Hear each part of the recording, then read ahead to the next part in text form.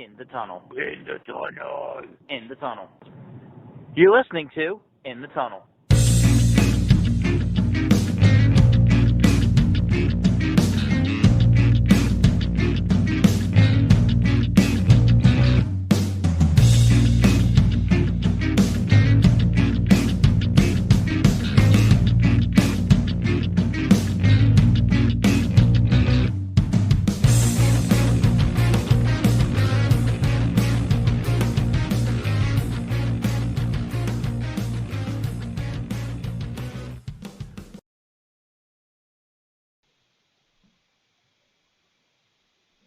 Hello and welcome to In the Tunnel, episode number 56.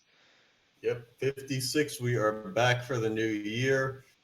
Had a little bit of a break because of some personal stuff. I moved out of North Carolina, got a job in Pittsburgh, and our last episode we put up on November 28th.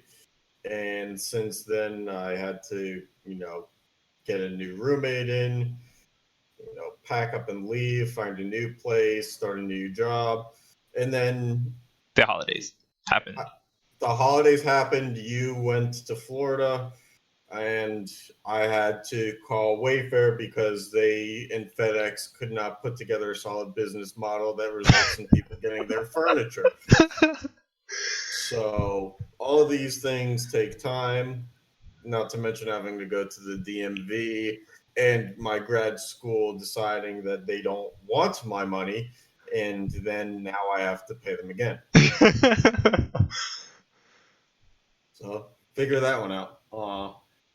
Because college institutions never hark alumni about wanting money from them for no reason whatsoever. But an active student, you could tell them that the check didn't work, and they'll be like, you know what? Wait till our bank tells us that. And it's like, oh, I don't know. I'm sending you a screenshot saying that it didn't work. What more do you want? I don't know what to tell you. Yeah, I don't know. What a wacky way to ring in the new year, having to have a bout with a school for about a month about a check. And now it's 2020. Where apparently checks still exist. Yep. And it's 2020, which means, the decade that was, the 2010 to 2019, all the stupidity that happened. There's way more than we could ever capture. But we decided that we needed to do an episode, and we needed to do one soon, so we put about 55 minutes of thought into this and decided, we got enough to go off here. So, if we think of anything else during this, we'll definitely mention it. But, yeah. Yeah, it'll be fun to go over the weird things that happened in the decade. So, why don't we just jump right into it? Sounds good to me. So, yeah, we're starting off with basketball. Sure, why not? That's what the slideshow says. All right, so yeah. This one, it surprises me just because it makes the world in the media, the ever-powerful media, look like idiots. Is somehow every year for all of college basketball time in the March Madness tournament, we heard about how a number 16 seed never had beaten a number 1 seed. And then in 2018, UMBC becomes the first 16 seed to beat a number 1 seed. Big news for a few days, and then we kind of just forgot about it. And then, to be honest. And then the next year, the team that got upset won it all, and they were talking about that for way more than they were talking about UMBC beating them. Yep. So, that one's kind of a stupid one on us. Because if you were looking for that storyline for 50 plus years and you finally got it, you'd think you would milk that cow for a little bit more. But nope. Yep.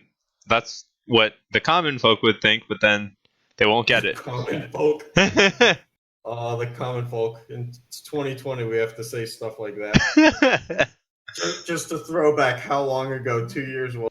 The common folk. Yeah. All right. And on to the next one. Indeed. All right. So the big three, the whole story behind the big three. The LeBron decision, which decided that it was going to be made at a Boys and Girls Club in Bristol, Connecticut, of all places. Because you go to Connecticut to announce that you're going to Florida. Yeah, I mean, Sean, you just took a trip to Florida. Where did you make that decision? I'm guessing you didn't go out of state to make that decision. I went in New Jersey. Did it at home. Better. You're a better person than some. So then, the deciding of we need to open up the arena and do a big show with the pyrotechnics and all the, big display stuff, really amp up the fact that we got these guys. And also, then the whole not 5, not 6, not 7 thing. Not 6, not 5, not 4. Yeah. Well, I mean, yeah. It ends up being a measly 2. Yeah. So when you start the speech saying not 5, not 6, and then it turns out that LeBron himself only stays for like 4 years, it's kind of hard to win 5 championships in 4 years, don't you think? Pretty impossible if you only stay 4 years, isn't it? The numbers don't really add up there, and somewhere, some way, somehow, someone's wearing a T-shirt that says that. We don't pay him to count, or he doesn't get paid to count. We don't pay him at all. It's not like there's numbers involved in basketball. It's just a ball and a hoop, man. A ball and a hoop. There's no numbers on the jerseys, no scoreboards, no statistics. He don't need to know who's on the opposing team. Yeah. Everybody's colorblind. You either wear one color or the grayer color. And so, that one didn't really last long, and it didn't really work out that well. Especially when they lost to the Mavericks the first finals, and then, Yeah. All right. All right. Gonzaga, my favorite. Your absolute favorite. We have a rant on this. We do have a rant on this. It's our most popular YouTube video. And, just, year in, year out, how Gonzaga is, one of those elite schools that just does, everything to make them a title contender. And every year ends with something just like this. If you watch the video of them walking off the court with their hands in their head, or their heads in their hands. Can't put your hands in your head unless you do something really weird with your mouth. Gonzaga, just another decade of failure, if you ask me. So more of the same. More of the same. I mean, kudos to them. Consistency. I don't know if they want to be known for consistency in that way.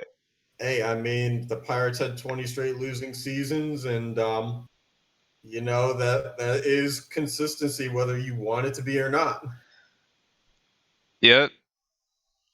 All right, so getting off the basketball gear, we're moving on to football. Oh, yeah.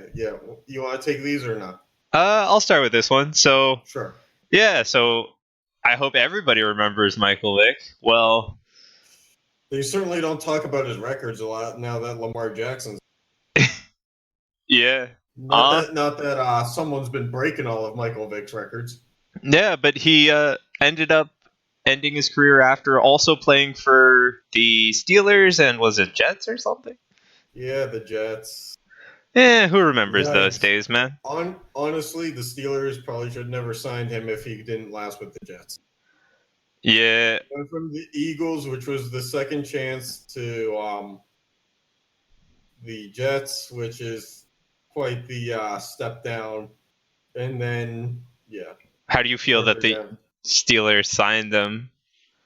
At that point, they had lost their backup quarterback This was right before the season. They had lost their backup quarterback, Right. so they did need someone. Okay. The problem ended up being that we didn't get the Michael Vick who was confident that he could throw the ball.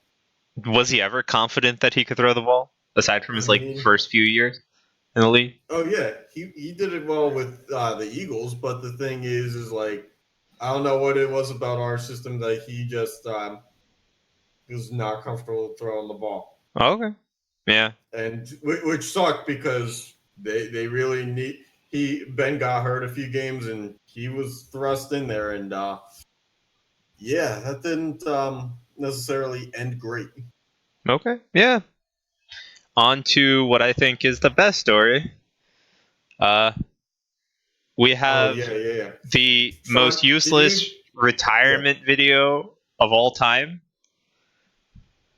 Right? What are you talking about? This is This is Lynch, right? No. Then This where is the Nate Robinson? Oh, this is Robinson? Where the hell am I looking? I am so confused. No, Nate Robinson tried out with the Seahawks. Oh, he did. That's why it's like that. Someone photoshopped it. I was really lazy with which image I found. Oh God. Yeah. Nate Robinson, the 5'9", two-time I think dunk champion who played in the league or in the NBA for over 10 years, decided to hang him up because And he try out didn't for the want to NFL. Right. He didn't want to play for the New Orleans Pelicans. Instead, he wanted to get released and stop signing 10-day contracts in the NBA because even though small ball in the NBA ever popular, the 5'9" guy couldn't get more than 1-year deals, so he decided that football was his better option at that point in time. I mean, I don't understand. Once you're past 30, it's kind of hard to say now's my time. I don't understand why you would go from the sport you're basically established in to try out for football. It doesn't make sense. I mean, he did play D1 college football. Okay. At the University of Washington. Yeah, but he was 30, but not when the University of Washington was good at football. Like, not in those years where they made the college football playoff. Right, but again, you're also in your 30s. Right, and he was also it's not college anymore. He was also a 5'9" defensive back in an era where wide receivers are getting taller. Yeah. So I don't understand this guy at all. Literally, he was going to have the same problems as in the NBA where taller guys are just taking the ball from over him. Uh-huh. All right. But then he ended up playing in a flag football league. Okay. Well, there you go. You want to talk about this? Because I think this was one of the worst plays of all time. So the play that was never supposed to happen, but did happen, was that fake punt play all those years ago, Colts, Patriots, and for some reason you had a center and a guy under the snap, and that against the whole Patriots squad, and it didn't work, Sean. Yes, it did not work. I'm not surprised. Who the heck drew that up?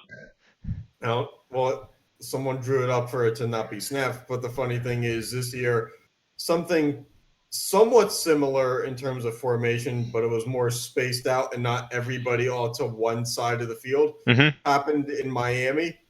And Miami scored a touchdown on the play. Right.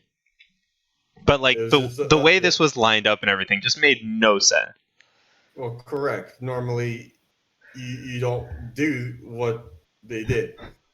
It was designed to get like a 12-man on the field for the Patriots on a change or something, or it was to just, if that didn't work, it was supposed to just take a delay game and then punt it. But they actually snapped it. Neither one of those things happened. They actually snapped the ball. So from what I heard in interviews, if I'm correct, the guy who played the center on that play was not the ordinary guy. The ordinary guy got hurt, and so that replacement guy didn't know the audible on it or something. And as soon as he felt someone's hand there for getting ready for a snap, he thought, "Oh, we're going here," and he snapped it. And it had to be the center. and hence the miracle of Christmas was born. Oh God. Okay. Something like that. I don't know what you Christians and Catholics think. All right. On to probably this one you can take because I assume you have quite a bit to say. Yeah, I'll shove that up your tree. Oh yeah, so AB went batshit crazy. Not much to say there. Just the fact that, remember, the Steelers somehow took a 3rd and a 5th round pick in a trade with the Raiders for Antonio Brown and somehow won that thing. Because they turned that into a solid slot receiver, and Antonio Brown went absolutely batshit crazy in cryogenic chambers in Oakland, doing that in his bare feet. Then he had the helmet disputes. Then he posted on Instagram a call from John Gruden saying, "What the hell? Why aren't you showing up? Don't you want to be a Raider?" And he answered Gruden and said, "I've been trying to be a Raider this whole time." And then the next day went on Instagram and said, "I demand you release me." Just can you contradict yourself more? Then he goes to the Patriots, and then he gets accused of many charges, including farting on his doctor, I believe. I believe pulling his zipper down while his personal trainer was sitting on the couch in front of him and pleasuring himself in an unwelcome manner, I might add. Oh, okay. I don't understand how that manner would be welcome with anybody else there anyway. Especially your personal trainer, but let's see. Then there was he got rid of his baby mama of 4 kids and got a new woman who probably is also crazy.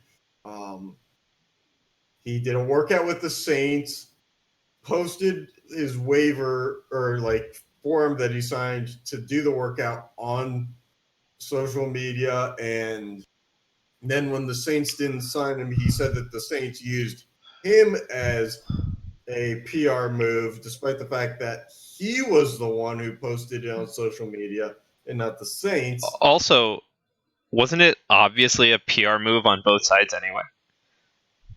Yeah, but I mean, the Saints are like the Patriots. They bring in big name receivers. Yeah. Sometimes it's not out of the norm for them. Mm-hmm. It's also not out of the norm for Antonio Brown to put everything he does on some sort of social media. Oh, and also Antonio Brown decided he was going to do a rap career. Right. Which he was a featured artist on one song, put that on Instagram, got roasted by the world so bad for it that he took it down. But then he just released a song a couple days ago. So. Oh, well, I guess it's good on him for keeping trying. Yeah, because when you do one verse and it sucks, why not a whole song? Yeah, I know, right? Why not 3 or 4 of them? All right. Anyway, now that we know Antonio Brown's batshit crazy, let's look at some stats. Kudos to Mike Tomlin for somehow keeping that shit on the raps for 8 years. Nobody, not even therapists, could have done that. All right. Well, Jameis Winston. Jameis Winston, yeah. First quarterback ever to throw 30 touchdowns and 30 interceptions in a season. I don't think you want to be first at that stat in the NFL. And then he said after the season, I guess the locker cleanout game, "Did you watch any of my games this year? I was balling." Which, when you're averaging 1 touchdown to 1 interception, probably not. Didn't he have the most yards too per game or something? Yeah, that's great, but it turns into lost opportunities. Yeah. And then let's see, his coach Bruce Arians said after the season, "Did you see how many touchdowns he had?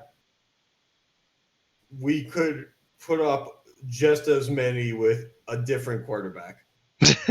Basically saying that anybody could cut down the interception numbers. Yeah. So yeah, Kudos on breaking a record, champ. And being first at something. Yeah, good to be first at something.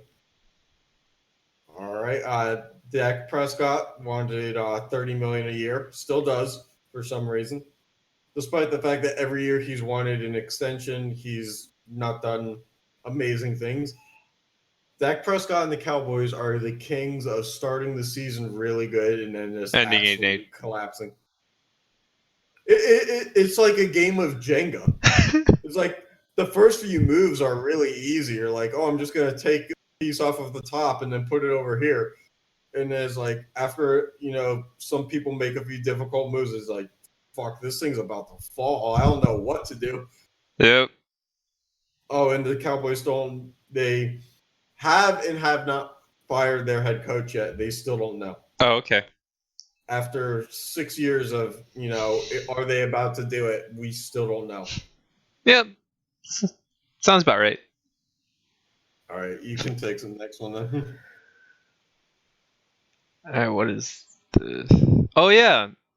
So we have 2 team moves in this decade, but yeah, so the San Diego Chargers decided, oh, hey, let's go to LA.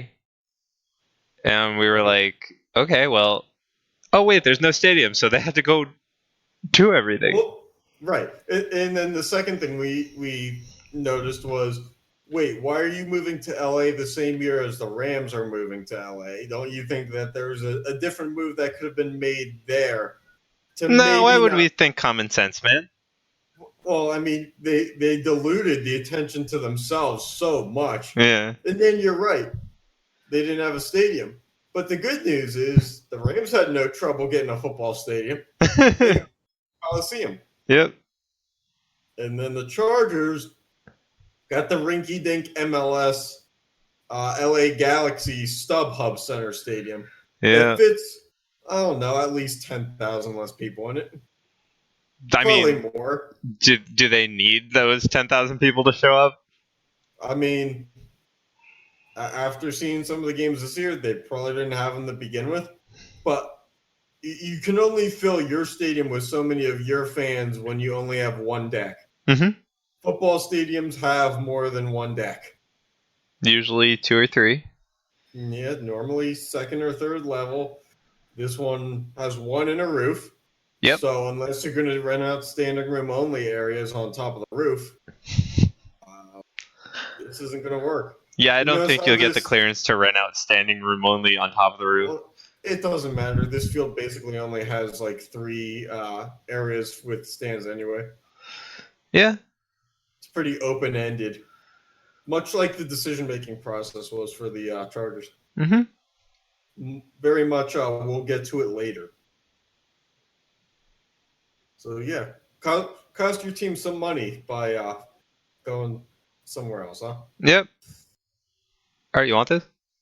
Yeah, so the University of Alabama and Nick Saban make the college football playoff enough times for us to really hate the fact that they do that. And I'm not sure, does Alabama have a bowl game this year, or did they just... I thought they did. I wasn't sure, because I don't know if I saw it. Let's see. I was... Citrus Bowl. Yeah. Citrus Bowl, and they won it. Yep. Because I honestly was under the assumption that because they didn't make the playoff, they were just not going to play in a bowl game. It really seemed to me that Nick Saban doesn't like settling like that low. No. For like a high-tier bowl game. Yep. So, I mean, I get pissed off seeing Alabama in there every year. And okay. I'll say the same thing about Clemson, to be honest, thinking about it. All right. All right. Yeah, that's pretty much it. I just use this platform to say I don't like Alabama football. I really don't. All right, well, on to the next one. It's all you, man. This is the butt fumble, right? It is, Sean. I don't know how you couldn't tell. Oh my god, yeah, no. When we were coming up with the weird thing in this list, I was like, dude, Dude, we can't forget this. Because, like, somehow I had primarily forgotten it. I was like, this is just one of the. I guess it's just one of those things I had seen enough times to like want to lose it from my memory. But this is like the worst thing to Oh, yeah. happen in sports this decade. We do have to do it. It was just something that I'm glad I forgot. Yeah, so as you can see, Sanchez in the middle of his butt fumble because he just, I don't even know how.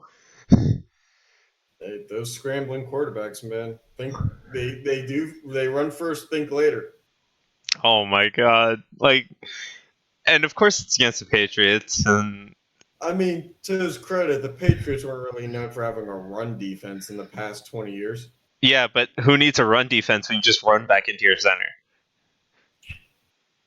True. I mean, maybe Sanchez is colorblind. I don't know. The sad thing is like he really got low enough to the ground where, like, because if he's standing up and he's more upright when he's running that, he probably just bounces off of his lineman. Yeah. And like gets stopped at the line of scrimmage or wherever he was. But for some reason, he decided to go low on a play where I'm fairly certain that they weren't exactly like a yard away from a first down. It's not like he was going to slide through the line of scrimmage and give his team like a new set of downs. Right. So, yeah, there's some weird thinking for you. Yeah. All right. Last football one. Right. This is Marshawn Lynch and his... Yes, it is. This is Marshawn Lynch's shoes. Yes. The guy who said, I'm out after... we think it was after a Super Bowl. I think it was after the one against the Patriots. Yep. Threw his shoes up on the clothesline and said, I'm good, I'm done, I'm retired. Took a year off. Came back to the Raiders for 2.5 years. Took more than half the year off. Now he's on the Seahawks again. Yeah. So, this tweet, which was from what, 2014? Yeah. Yeah. So, or no, it was from 2016. 16, right. From 2016, it's now 2020. The guy's still playing. Mm-hmm. His shoes are still hanging there, apparently. No. It's very Brett Favre-esque, if you ask me. Yeah, but I think we expected it with Brett Favre. Well, yeah, because Brett Favre just, he was emotionally too attached. Yeah. Yep. All right, on to the next sport. Yep. Hockey. Oh, okay, I'm doing this one. Yep. I'm doing this one. Maybe the most under-the-radar story of the past decade, when the captain and star Claude Giroux of the Philadelphia Flyers decided that was a good idea after being, pulled over for, I believe, a DUI or something like that. Decided to grab a male cop's ass.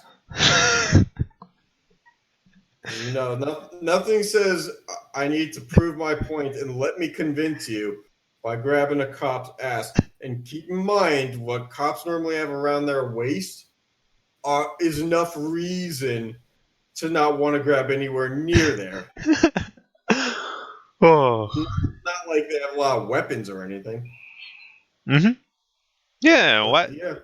There's no reason. Wouldn't make any sense in the world not to.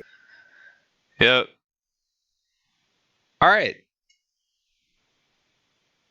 All right, Sean. Here we have the worst arena in sports for hockey. It is. It really is. If you can't tell what's wrong with this arena, this is Barclays Center.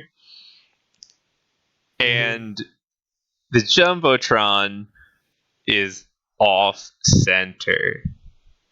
Well, yeah, that's not the only problem, of course.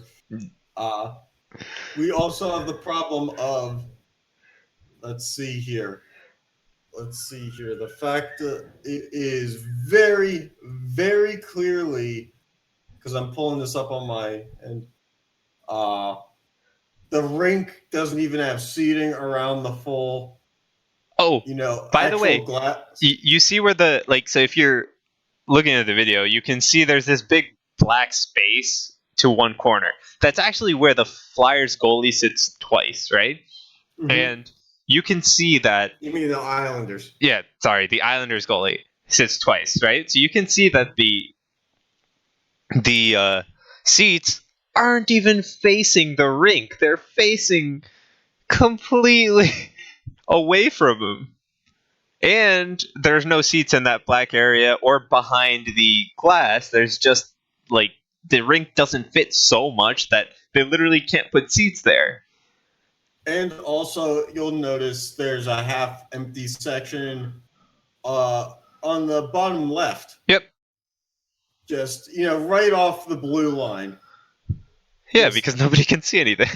absolutely garbage. Yeah. At least they still play some of their games at Nassau, which is a lot better. Right, but it didn't happen until last year. So literally 3 years into the lease, Yep. they decided that they would make more money going back to Nassau for also Barclays Center was losing money with hosting the games. Yeah. They both mutually decided not to end the lease prematurely. Yeah. Which is saying something when both the arena and the team are like, this doesn't work for anybody. Yeah, and they're getting their own arena next decade, so. Yeah. Yeah, in Belmont, or is it Belmont Park or something like that? Yeah, it'll be Belmont Park. So go gamble on horses and watch the island. Yeah, they'll also get their own train stop because getting to Nassau is a pain and a half. It is, but yeah, that's because people don't really want to go to Nassau who don't live on the island. It's not safe out there. Right, but they'll have their own train stop on the Long Island Railroad, so at least more people can go. They better put that right outside the stadium. It basically will be. Better than Ubering everywhere. But you would think with partnerships with Uber, they could make even more money by putting that train station somewhere else. All right, well, on to probably what my favorite play of the decade is. Okay, well, you recap that one then. So, on screen we have Ilya Bryzgalov. A little of a wild guy. A little bit. Anyway, so this is back in 2012. The Devils and Flyers were playing, and he decides in his wisdom, even though there's a Devils player right in front of him, to try and pass it to the guy behind him. Well, lo and behold, it comes to Clarkson's stick and deflects straight back into his own goal. Yeah. That's probably one of the worst plays in the decade for hockey. It was a playoff game too, right? Yeah, I'm pretty sure. It was late in the season or a playoff game. Very good, very good. I'm all for this Islanders Flyers game. They're the same team, right? They haven't won a cup in 30 years. Right. Yeah. So I mean, and they're pretty these two teams are pretty close to each other, right? So, oh god, he received so much backlash. Even though the Islanders keep moving away. Oh, you're talking about the Devils. Never mind. Devils and Flyers. Sure. Yeah. Yeah. Especially with where we used to live in New Jersey, it was even closer for us in our mind. Yeah, even though the Devils weren't there. Yeah. The Devils were a little further away, but we were basically like the middle. Yep. All right. Yeah. All right. On to next sport. Yeah. So the complete dumbassery of believing that Yasiel Puig, just because he put on a Dodgers uniform, was going to be some kind of heaven-sent Babe Ruth. That didn't last too long, did it? About the time that they called up, I think, Jock Peterson in 2017, Puig was relegated to a bench role and then ended up being on the Indians, on the Reds. He's been on a bunch of teams since then. Really, really, Babe Ruth always liked to get traded. Mm-hmm. So, yeah, just a complete oversaturation by the media on this guy. Yeah. But you know what? They did the same thing in the late 2000s with Matt Kemp. Yep. They're like, this guy on the Dodgers who plays center field. Why is it And- always and on is- the Dodgers? And he was in his prime. And they're like, this guy is going to be like maybe the best center fielder of all time. And it's like, maybe he's just in a 4-year like prime window where he's just better than he was. Yeah. And I think Matt Kemp went like on to like 5 different teams and is now back on the Dodgers like a bench role. Right. All right. You know. So, last few more minor things. Mm-hmm. Want to go through? Oh yeah. So this is not necessarily just baseball related, although the day that a baseball player starts rapping, every cornfield risen or yeah, that's not the right word, but every baseball player born near a cornfield or a farm will decide to leave the game or leave this earth because rap doesn't really, fit in that world quite that way. But yeah, professional basketball, football, baseball, whatever players deciding that rap careers are a good idea. Spoiler alert: if they are your side job, it's not a good idea. Stick to doing things that you're good at. We know that you have the money to experiment in this world. You don't have to, though. You really don't have to. Yep. And just the fact that you're an athlete does not mean that your album is going gold or platinum based off of it. Yep. Le'Veon Bell put out rap songs when he was on the Steelers. I couldn't tell you if they ever even made it to iTunes. We're a fan of the work that they do on the field, court, whatever. We do not care about the music career. We Yeah. really, really don't. It can be great. It can be bad. No one's ever going to care as much about your music as what you do when the lights are on. Yep. All right. Anything else to say about across all sport? Nope. All right. So on to a little bit of fantasy hockey because we haven't updated you in a month. And I mean, we haven't really been. Can we go back to a month ago when we were in first place, please? Yeah, we're in second place. I'll take that at this point. We've lost like every matchup for the past 4 weeks. I'm pretty sure we won the last one 5-4 or something. Oh yeah, we did, but we went from a 5-3 lead in our current matchup last night to down 2-5 a night later. So. Oh. Okay. Well, we'll try and we made some moves. Like we picked up Tyson Barrie, right? We picked up one guy. Made some moves. We picked up one guy. Yeah, we'll be looking at some other moves to make. Definitely a goalie still, because we still don't have anything good.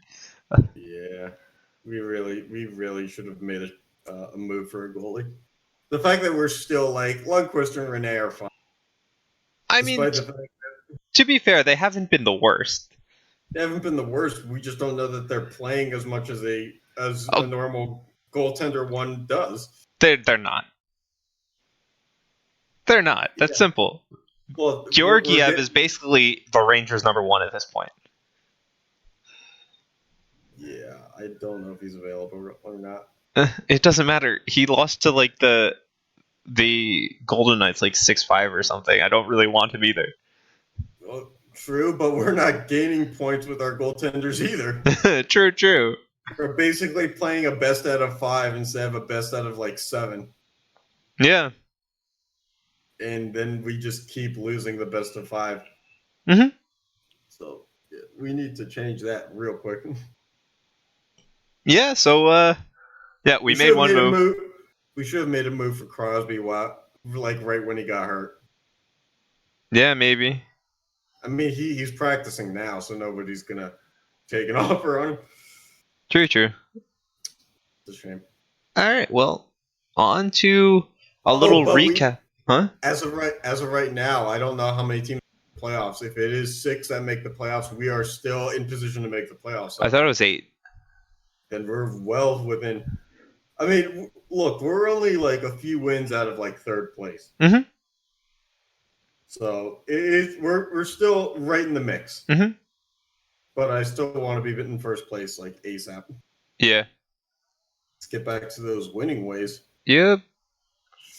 So on to a little recap we have. Remember last episode or last few episodes we did some wheels. It was one of the episodes somewhere between September and November. They all blur together after a month off. Yeah, and we tried to. The wheel made its predictions for the Pro Football Hall of Fame. So we'll just go through, see who the wheel picked and who was actually a finalist. And let's just say we did better than when the wheel predicted a free agency and got 0 right there. Yeah. All right. Well, let's see what the wheel predicted. Just to recap. I think we started with a pool of over 120 some players. Mm-hmm. And the wheel got more right than, with the margin of error that we had between that 30 NBA free agents to get right. Mm-hmm. We got more right this time, which is a harder thing to do. Yeah, so we start. The wheel picked Clay Matthews, Albert Lewis, Jeff Saturday, Richard Seymour, Josh Cribbs, Jeff Garcia, Chester McLaughlin, Steve Hutchinson, Tiki Barber, Torrey Holt, Rondé Barber, Leslie O'Neill, Brent Jones, Lomas Brown, and Lincoln Kennedy. Mm-hmm. All right, and you want to go through? Pretty solid list. Yeah. So the actual committee's picks that came out on January the 2nd were Steve Atwater, Tony Baselli, Isaac Bruce, Leroy Butler, Alan Faneca, Torrey Holt, Steve Hutchinson, Edrin James, John Lynch, Sam Mills, Troy Polamalu, Richard Seymour, Zach Thomas, Reggie Wayne, and Bryant Young. So the wheel got 3 of 15 right. Which is not bad. Quite honestly, not bad when you have 128, I think, names. I was expecting just one name on that list. Not bad. Yeah. We're doing God's work. Keeping everybody humble, like the barbers and stuff like that. Yeah, I guess. Actually, not. We actually put them on our list. Yeah, I know, right? So I guess the committee keeps them humble. Yeah. Whoops, didn't think that one through. Yep. All right. So, anything you want to say? Make sure that if you're in the Northeast, like I am, for the first time in 6 years, that you buy a bottle of skin moisturizer. What the heck does that have to do with anything? Dry skin, man. The cold times. All right, well, since he's back in the Northeast, we'll have another episode where we're in the same place soon. Yeah, Pittsburgh edition is going to be every episode from now on. Is it? I don't know. I live here now. Yes, me, but I'm not going to be there every time.